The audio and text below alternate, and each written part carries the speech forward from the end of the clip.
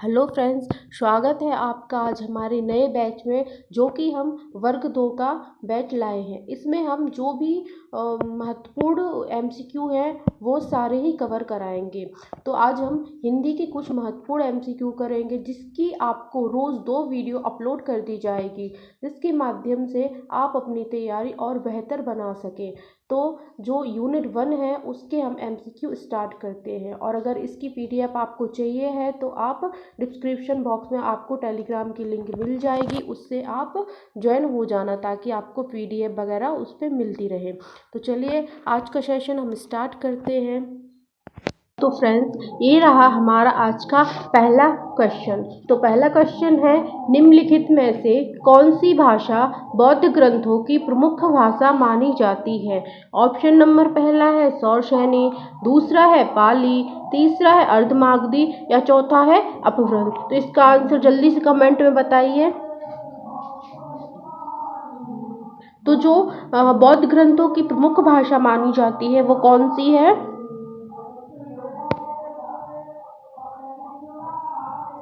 तो इसका आंसर क्या आ जाएगा? ऑप्शन नंबर बी, पाली। तो बौद्ध ग्रंथों की प्रमुख भाषा कौन सी मानी जाती है? पाली। अगला क्वेश्चन देखते हैं। अगला क्वेश्चन है, सौरसेनी प्राकृत मुख्यतः किस क्षेत्र में बोली जाती थी? ऑप्शन पहला है पश्चिम भारत में, दूसरा है उत्तर पश्चिम भारत में, तीसरा है मध्य भारत या चौथा है पूर्व भारत। तो जो सौरसेनी भाषा है वो किस क्षेत्र में बोली जाती है? इसका आंसर जल्दी से कमेंट में करिए। तो सौरसेनी प्राकृतिक भाषा कहाँ बोली जाती है? ये बोली जाती है मध्य भारत में। तो ऑप्शन नंबर सी सही हो जाएगा। अगला क्वेश्चन देखते हैं। अर्धमागधी किस धार्मिक संप्रदाय से विशेष रूप से संबंधित है? ऑप्शन पहला है बौद्ध, दूसरा है वैष्णव, तीसरा है जैन या चौथा है शैव। तो इसका आंसर क्या आ जाएगा? अर्धगामी। तो अर्धगामी किस धर्म से संबंधित है? तो इसका आंसर आ जाएगा जैन। क्या आ जाएगा? जैन। अगला क्वेश्चन देखते हैं। तो फ्रेंड्स, आपको अगर हमारी वीडियो पसंद आती है तो लाइक कीजिए, कमेंट कीजिए एंड सब्सक्राइब कीजिए, जिससे हमें मोटिवेशन मिले और ऐसी ही हम आपके लिए शानदार वीडियोस लाते रहें। तो आपको जो इसकी पीडीएफ है वो आपको टेलीग्राम चैनल पे मिल जाएगी। टेलीग्राम चैनल की लिंक आपको डिस्क्रिप्शन बॉक्स में मिल जाएगी। अगर नहीं मिलती है तो आप हमें कमेंट में बता सकते हैं, हम आपको दे देंगे। तो जितने भी पीडीएफ्स हैं सब आपको टेलीग्राम चैनल पर अवेलेबल हैं। तो अगला क्वेश्चन देखते हैं। पाली भाषा की एक प्रमुख विशेषता क्या है? ऑप्शन पहला है यह संस्कृत की एक शाखा है, दूसरा है इसमें संस्कृत की तुलना में सरल व्याकरण होता है, तीसरा है यह केवल राजकीय भाषा रही है, या चौथा है इसमें मात्र संस्कृत शब्द होते हैं। तो जो पाली भाषा है उसकी विशेषता क्या थी? तो जो पाली भाषा है वो संस्कृत की तुलना में सरल व्याकरण होता है। तो ऑप्शन नंबर बी सही हो जाएगा। अगला क्वेश्चन है, अपभ्रंश भाषाएं किस काल की प्रतिनिधि हैं? ऑप्शन पहला है प्राचीन भारतीय आर्य भाषाएं, दूसरा है मध्यकालीन आर्य भाषाएं, तीसरा है आधुनिक भारतीय भाषाएं एंड चौथा है इनमें से कोई नहीं। तो अपभ्रंश भाषाएं किस काल की प्रतिनिधि हैं? इसका आंसर क्या हो जाएगा? बताइए जल्दी जल्दी। तो अपभ्रंश भाषाएं मध्यकालीन आर्य भाषाएं हैं। अगला क्वेश्चन है, निम्नलिखित में से कौन सी भाषा से आधुनिक हिंदी की उत्पत्ति मानी जाती है? ऑप्शन पहला है पाली, दूसरा ऑप्शन है सौरसेनी, तीसरा ऑप्शन है अर्धमागधी एंड चौथा ऑप्शन है अपभ्रंश। तो जो आधुनिक हिंदी की उत्पत्ति है वो किस भाषा से मानी जाती है? तो आधुनिक हिंदी की उत्पत्ति किस भाषा से मानी जाती है? तो अपभ्रंश। तो इसका आंसर क्या आ जाएगा? आधुनिक हिंदी की उत्पत्ति अपभ्रंश भाषा से मानी जाती है। नेक्स्ट क्वेश्चन है, मागधी भाषा की प्रमुख विशेषता क्या है? ऑप्शन पहला है दंत्य ध्वनियों का प्रयोग, दूसरा है घोष ध्वनियों का घोष ध्वनियों का लोप, तीसरा है रा की जगह ला का प्रयोग, एंड चौथा है दीर्घ स्वरों का अत्यधिक प्रयोग। तो इसका आंसर क्या आ जाएगा? मागधी भाषा की विशेषता क्या है? तो इसका आंसर क्या होएगा? इसका आंसर हो जाएगा रा की जगह ला का प्रयोग। नेक्स्ट क्वेश्चन है, सेठू भाषा किस भाषा को कहा जाता है? ऑप्शन पहला है अर्धमागधी, दूसरा है पाली, तीसरा है सौरसेनी, एंड चौथा है अपभ्रंश। तो सेठू भाषा किस भाषा को कहा जाता है? तो सेठू भाषा है वो पाली भाषा को कहा जाता है। किस भाषा को कहा जाता है? सेठू भाषा पाली भाषा को कहा जाता है। अगर आपको हमारी वीडियोस पसंद आती है तो हमें कमेंट में ज़रूर लिखिएगा, जिससे हमें मोटिवेशन मिलता है और हम ऐसे ही आपके लिए अच्छी अच्छी वीडियोस लाते रहें। तो अगला क्वेश्चन देखते हैं। अगला क्वेश्चन है, प्राकृत भाषाओं में से किसका प्रयोग जैन आगमों में प्रमुख रूप से हुआ है? ऑप्शन पहला है पाली, दूसरा है मागधी, तीसरा है अर्धमागधी, एंड चौथा है सौरसेनी। तो इसका आंसर बताइए। तो इन्होंने पूछा है कि जैन आगमों में प्रमुख रूप से होता है। तो जैन आगमों में प्रमुख रूप से कौन सी भाषा का प्रयोग होता है? तो इसमें अर्धमागधी। क्या आंसर हो जाएगा? अर्धमागधी आंसर हो जाएगा। अगला क्वेश्चन देखते हैं, निम्न में से कौन सी भाषा महावंश और दीघ निकाय जैसे बौद्ध ग्रंथों की भाषा है? ऑप्शन पहला है मागधी, दूसरा है सौरसेनी, तीसरा है पाली, एंड चौथा है अर्धमागधी। तो जो महावंश और दीघ निकाय है वो कौन से बौद्ध ग्रंथों की इसमें पूछा है कि कौन सी भाषा महावंश और दीघ निकाय जैसे बौद्ध ग्रंथों की भाषा है। तो इसका आंसर क्या हो जाएगा? इसका आंसर हो जाएगा सी। क्या हो जाएगा? पाली। अगला क्वेश्चन है, अपभ्रंश भाषा की सबसे बड़ी विशेषता क्या है? ऑप्शन पहला है यह केवल बौद्ध ग्रंथों की भाषा है। ऑप्शन दूसरा है यह केवल साहित्यिक भाषा है, एंड तीसरा है यह आधुनिक भारतीय भाषाओं की सेतु भाषा है, एंड चौथा है इसमें संस्कृत शब्दों की भरमार है। तो जो अपभ्रंश भाषा है उसकी सबसे बड़ी विशेषता पूछी गई है। तो इसका आंसर क्या हो जाएगा? इसका आंसर हो जाएगा यह आधुनिक भारतीय भाषाओं की सेतु भाषा है। नेक्स्ट क्वेश्चन है, रामचरितमानस की भाषा किस भाषा समूह से विकसित मानी जाती है?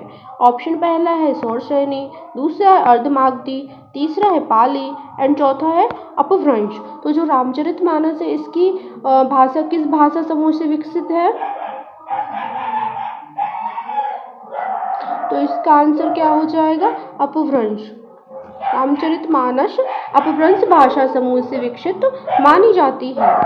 अगला क्वेश्चन है, सौरसेनी प्राकृत किस रंगमंचीय रूप में प्रसिद्ध थी?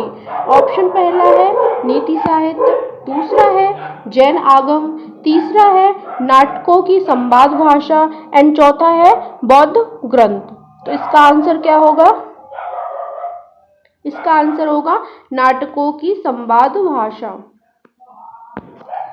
अगला क्वेश्चन है, निम्न में से कौन सी विशेषता पाली भाषा की नहीं है? ऑप्शन पहला है यह संस्कृत की तुलना में सरल है, दूसरा है यह त्रिपिटकों की भाषा है, तीसरा है यह द्रविड़ लिपि में लिखी जाती थी, एंड चौथा है यह थेरवादी बौद्धों की प्रमुख भाषा थी। तो पाली भाषा की विशेषता नहीं है पूछा है। तो इसका आंसर क्या हो जाएगा? इसका आंसर हो जाएगा यह द्रविड़ लिपि में लिखी जाती थी। तो जो पाली भाषा है वो द्रविड़ लिपि में नहीं लिखी जाती थी। यहाँ पे पूछा है पाली भाषा की विशेषता नहीं है, तो इसका आंसर होगा यह द्रविड़ लिपि में लिखी जाती थी। अगला क्वेश्चन है, सत्य शब्द का प्रयोग किस भाषा की विशेषता है? ऑप्शन पहला है संस्कृत, दूसरा है अर्धमागधी, तीसरा है मागधी, एंड चौथा है पाली। तो इसका आंसर क्या हो जाएगा? कमेंट में जल्दी बताइए।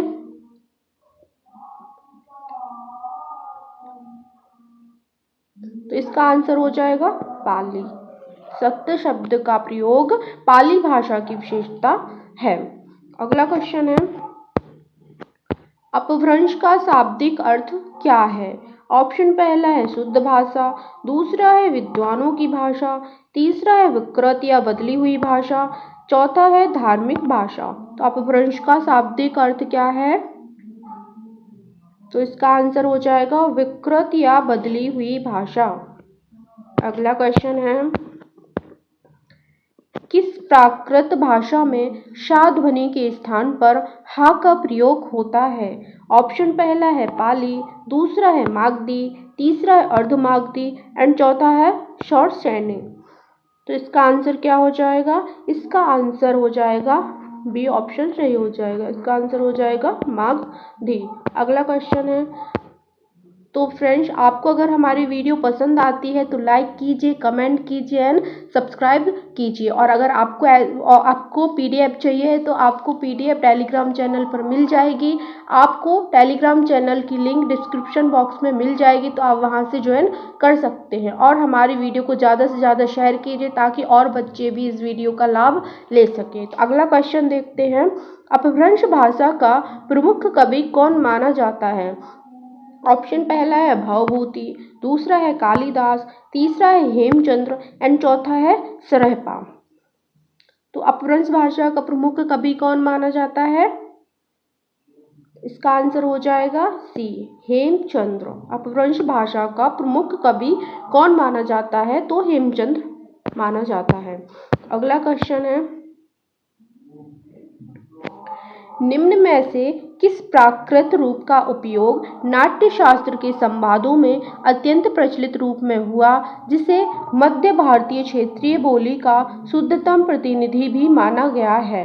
तो ऑप्शन पहला है मागधी, दूसरा है अर्धमागधी, तीसरा है शौरसेनी एंड चौथा है पाली। तो इसका आंसर क्या हो जाएगा? इसका आंसर हो जाएगा शौरसेनी। अगला क्वेश्चन है, अर्धमागधी की भाषिक विशेषताओं में कौन सा परिवर्तन विशिष्ट रूप से दृष्टिगोचर होता है जो इसे मागधी से पृथक करता है? ऑप्शन पहला है अनुस्वार का व्यापक प्रयोग, दूसरा है रा के स्थान पर ला का प्रयोग, तीसरा है तद्धित प्रत्ययों की बहुलता एंड चौथा है द्वितीय व्यंजनों का लोप। तो इसका आंसर क्या हो जाएगा? द्वितीय व्यंजनों का लोप।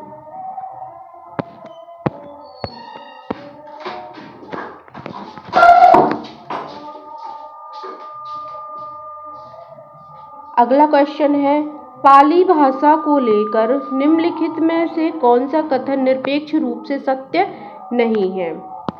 तो ऑप्शन पहला है यह थेरवाद बौद्ध परंपरा की मूल भाषा है, दूसरा है यह पूर्णतः बोलचाल की भाषा थी, साहित्यिक प्रयोग नहीं हुआ, तीसरा है इसमें संस्कृत की अपेक्षा सरल व्याकरण संरचना है एंड चौथा है यह त्रिपिटक ग्रंथों की भाषा है। तो इसका आंसर क्या हो जाएगा? तो इसका आंसर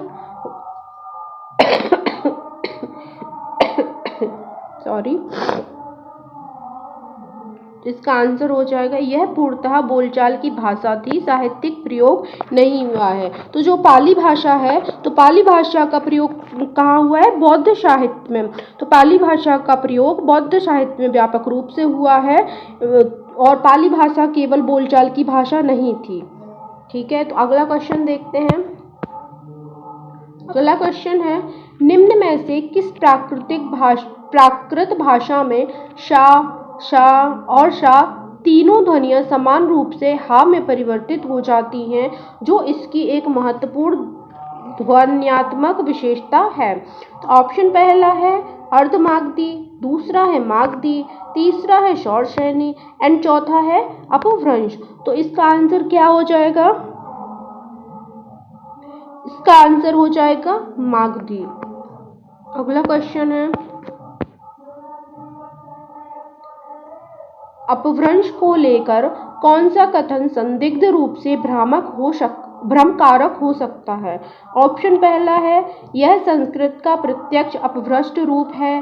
दूसरा है यह आधुनिक भारतीय आर्य भाषाओं की पूर्व पीठिका है। तीसरा है इसमें प्राचीन तद्धित उपसर्गों का लोप स्पष्ट होता है। एंड चौथा है यह एक स्वतंत्र भाषा परिवार है। तो इसका आंसर क्या हो जाएगा?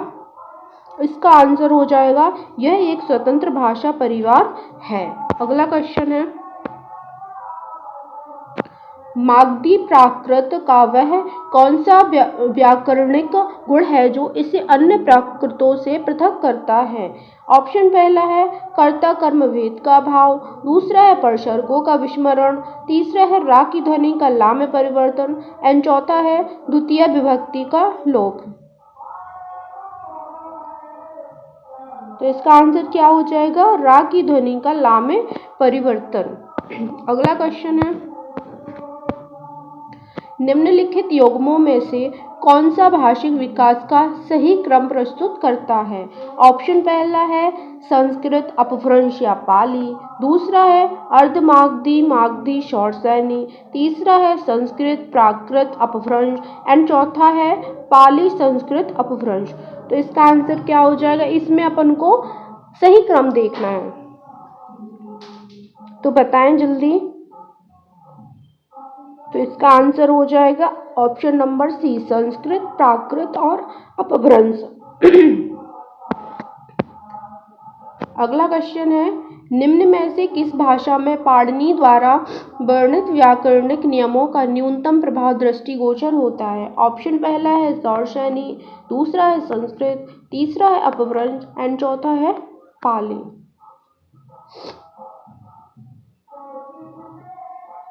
तो आप लोग थोड़ा सा आवाज़ को एडजस्ट कर लेना, क्योंकि मेरी तबीयत ठीक नहीं है, तो थोड़ी सी आवाज़ में आपको प्रॉब्लम हो सकती है, बट आपको आगे से प्रॉब्लम नहीं होगी। तो इसका आंसर क्या हो जाएगा?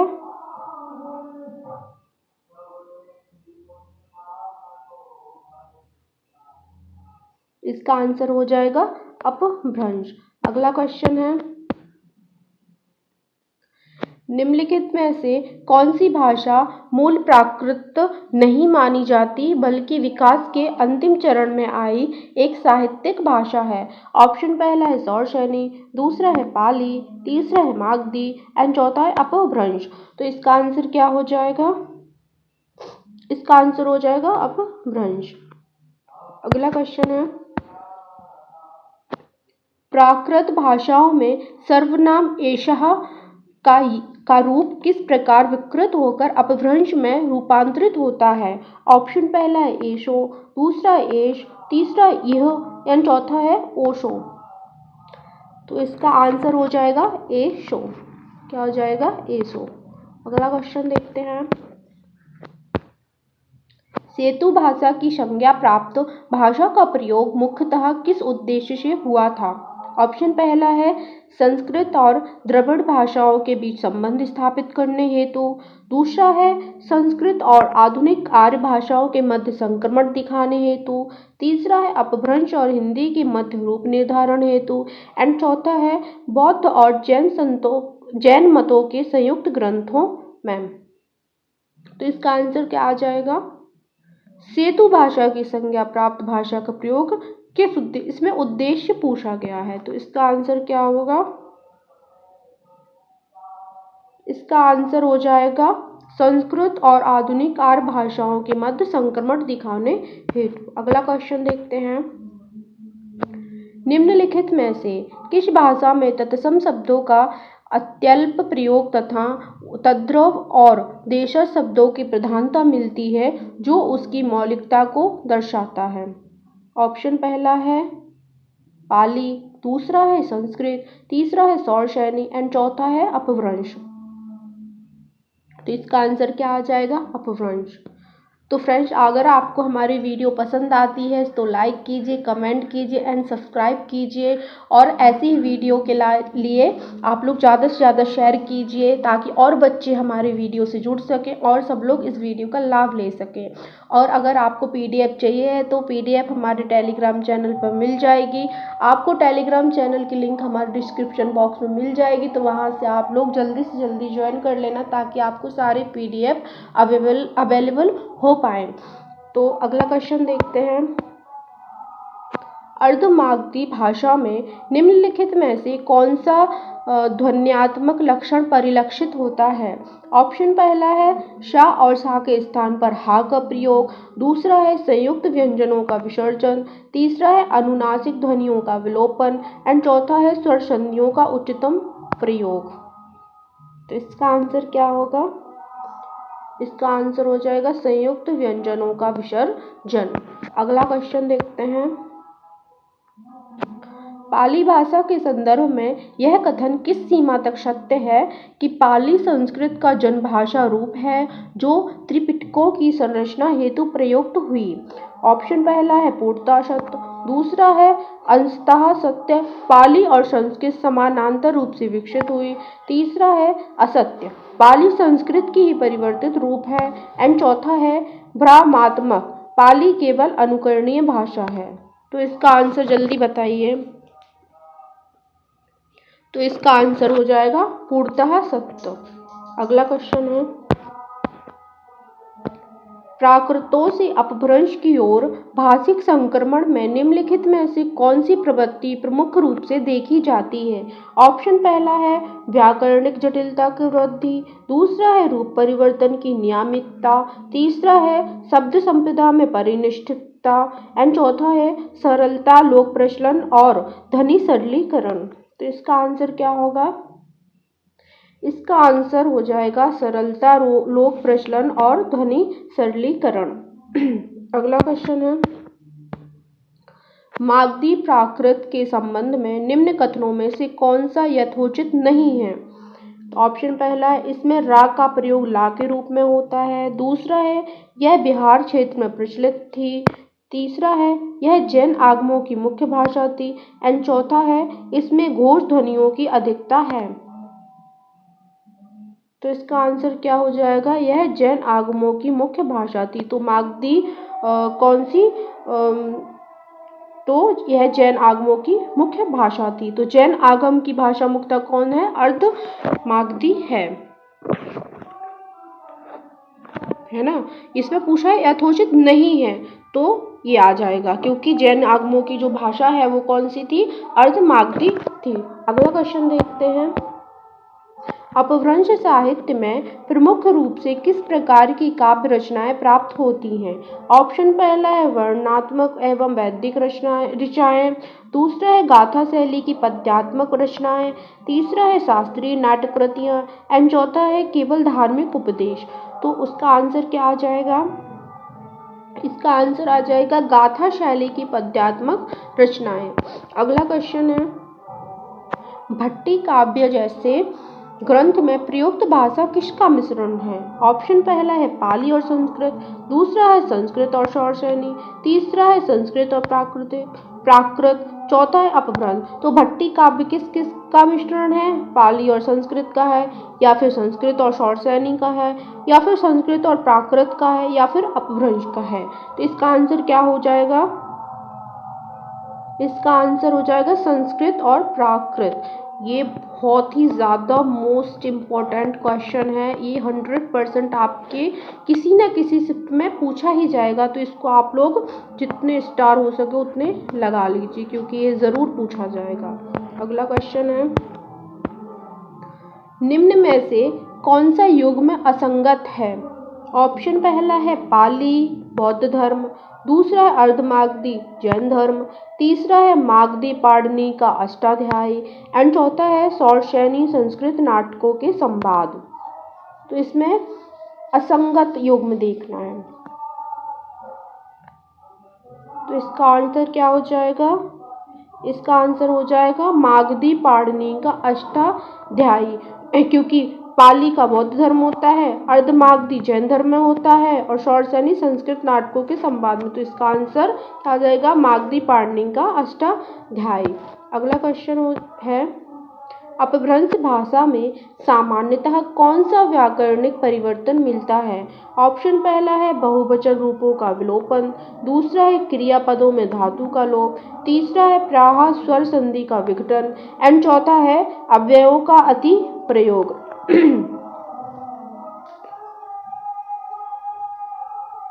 तो इसका आंसर क्या हो जाएगा? इसका आंसर हो जाएगा प्राह स्वर संधि का विघटन।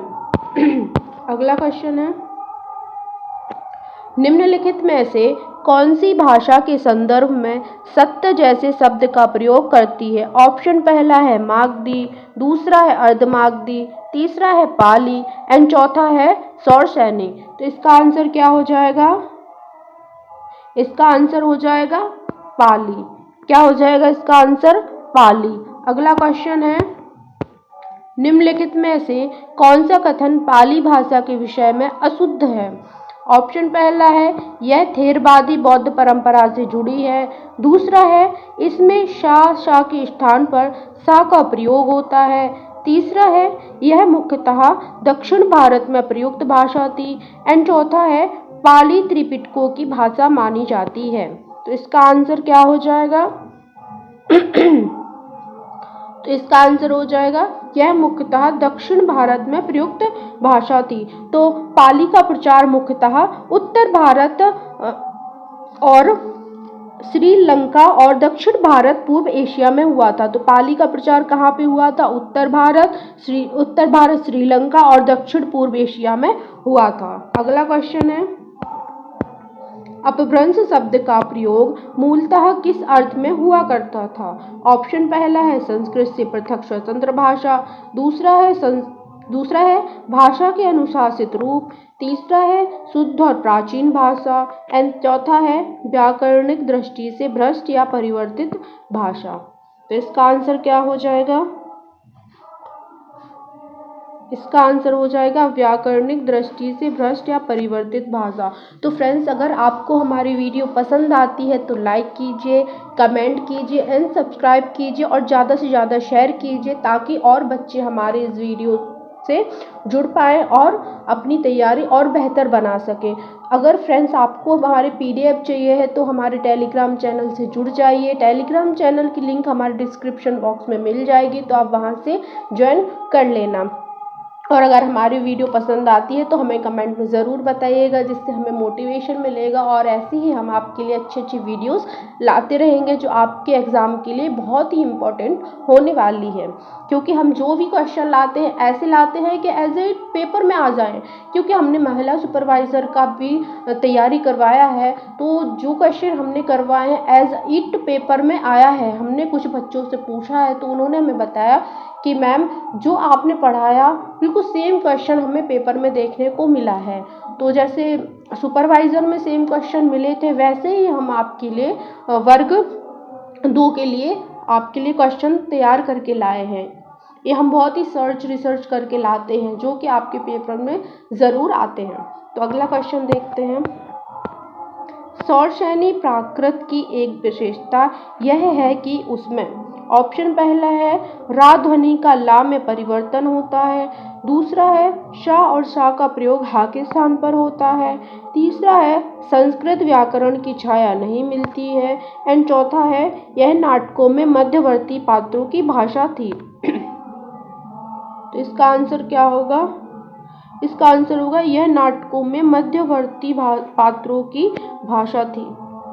एक सेकंड, हमने पहला का आंसर बता दिया था क्या? हाँ हो गया। तो अगला क्वेश्चन देखते हैं। निम्नलिखित में से किस भाषा का मूल क्षेत्र आज के उत्तर प्रदेश और मध्य भारत में माना जाता है? तो ऑप्शन पहला है पाली, दूसरा है मागधी, तीसरा है शौरसेनी एंड चौथा है अर्धमागधी। तो इसका आंसर क्या हो जाएगा? शौरसेनी। इसका आंसर हो जाएगा शौरसेनी। अगला क्वेश्चन देखते हैं। अपभ्रंश काव्य के निम्न में से कौन से प्रसिद्ध कवि माने जाते हैं? ऑप्शन पहला है अरहनंद माणिकचंद्र, दूसरा है सरहपा हेमचंद्र, तीसरा है अश्वघोष नागसेन एंड चौथा है कड़ात पाडनी। बाप रे, कैसे अजीब अजीब नाम होते हैं इसके। तो इसका आंसर क्या हो जाएगा? सरहपा हेमचंद्र। अगला क्वेश्चन है, निम्न में से कौन सा कथन सही है? ऑप्शन पहला है मागधी में सा शा शा हा हो जाता है, दूसरा है अर्धमागधी में संयुक्त व्यंजन विघटित होते हैं, तीसरा है सौरसैनी पाली के बाद की भाषा है। तो इसमें केवल 1 और 2 सही है, या फिर 2 और 3 सही है, या 1 और 3 सही है, या फिर 1 2 3 सभी सही है। तो इसका आंसर क्या हो जाएगा? 1 2 3 सभी सही हैं। तो इसमें मागधी में शा शा शा हा हो जाता है, ये भी सही हो जाएगा, और अर्धमागधी में संयुक्त व्यंजन विघटित होते हैं, ये भी सही हो जाएगा, एंड सौरसैनी पाली से बाद की भाषा, ये भी सही हो जाएगा। तो इसका आंसर क्या हो जाएगा? 1 2 3 सभी सही है। अगला क्वेश्चन देखते हैं, अपभ्रंश साहित्य का ऐतिहासिक महत्व किस कारण से है? ऑप्शन पहला है यह संस्कृत के वैकल्पिक ग्रंथ प्रस्तुत करता है, दूसरा है यह केवल धार्मिक साहित्य है, तीसरा है यह आधुनिक आर्य भाषाओं का संक्रमण रूप है, एंड चौथा है इसमें विदेशी भाषाओं का प्रभाव प्रमुख है। तो ये आज का हमारा लास्ट क्वेश्चन है, इसका जल्दी से आंसर बताइए। तो इसका आंसर क्या हो जाएगा? इसका आंसर हो जाएगा यह आधुनिक आर्य भाषाओं का संक्रमण रूप है। तो अगर आपको हमारी वीडियो पसंद आई है तो लाइक कीजिए, कमेंट कीजिए एंड ज़्यादा से ज़्यादा शेयर कीजिए, और हमें कमेंट में ये बताइएगा कि आपको अगली वीडियो किस टॉपिक पर चाहिए है। मुलाकात होगी हमारी ऐसी ही नेक्स्ट वीडियो में, तब तक के लिए bye bye, take care, have a nice day.